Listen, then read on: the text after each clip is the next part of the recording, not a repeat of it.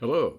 Today we want to talk about what you need to do to set up zipForms so that you are able to use the Berkshire Hathaway Home Services Drysdale Properties addresses for your office inside of your zipForms account. If you're a brand new agent, you'll need to do this just to set things up. And if you are an experienced agent moving from another company, you'll need to do this also so that you can get rid of the old company's information at the bottom of your contracts and forms that you prepare in zipForm.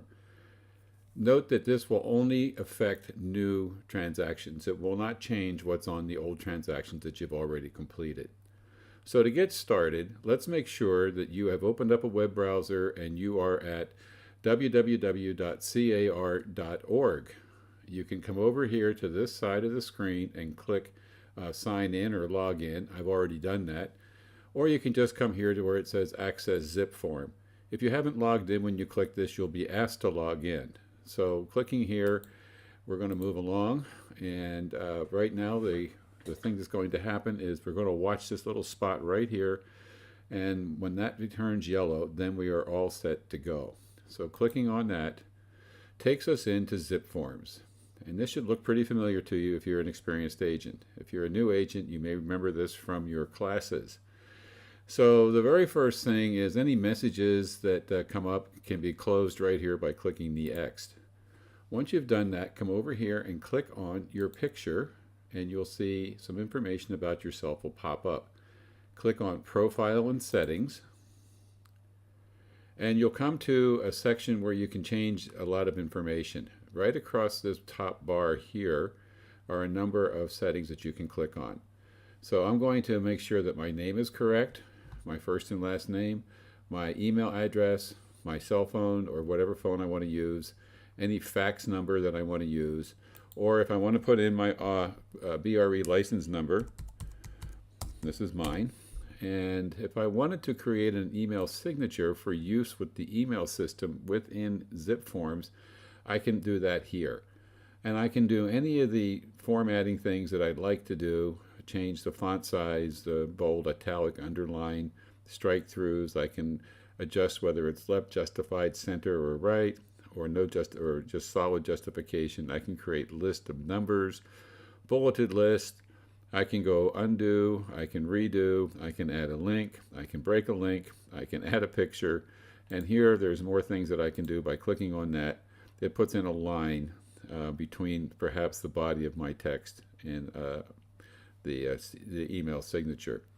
Once I'm done, I can go up here and click on Save, but actually this won't let me save at this point until I do some more things. So I'm going to go next to Sign In and Security. This username and password we don't need right away, so just ignore it.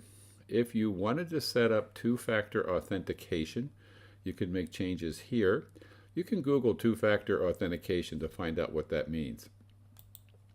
Offices, here is where I'm going to change the name of my office and address and so forth that appears at the bottom of my zipForms forms.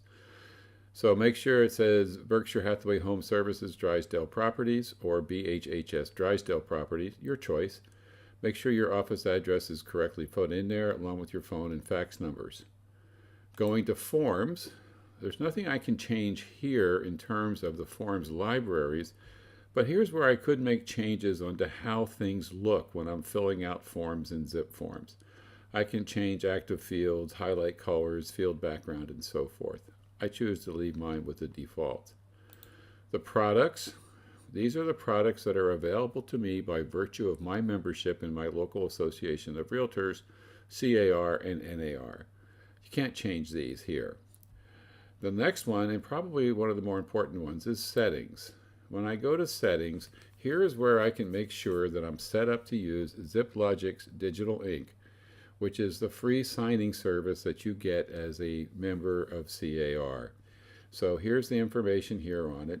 If you have a subscription that you pay for to DocuSign, you may want to use that instead, in which case click on DocuSign and then you'll log into DocuSign one time. So I'm going to go back to ZipLogic's. I'm going to make sure that my time zone is set to Pacific. And then I have some other preferences that I can change within where I end up when I start my transaction list and so forth. So other things that you can do later on, at the moment we're not going to mess with any of these.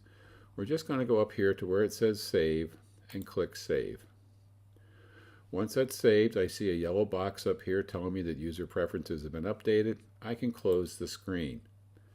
And that's it for now. That's all we're going to talk about in this particular session, just how to make sure that you can set up to use ZipLogic's digital ink, and make sure also that zipForms knows what company you work for so they can put the proper information at the bottom. As ever, I know we went fast on this video, but you can always pause it while you find out what's going on with your system, and you can go back and forth between this video and your actual zipForm account to help you get it set up the way you would like it. Thanks for watching.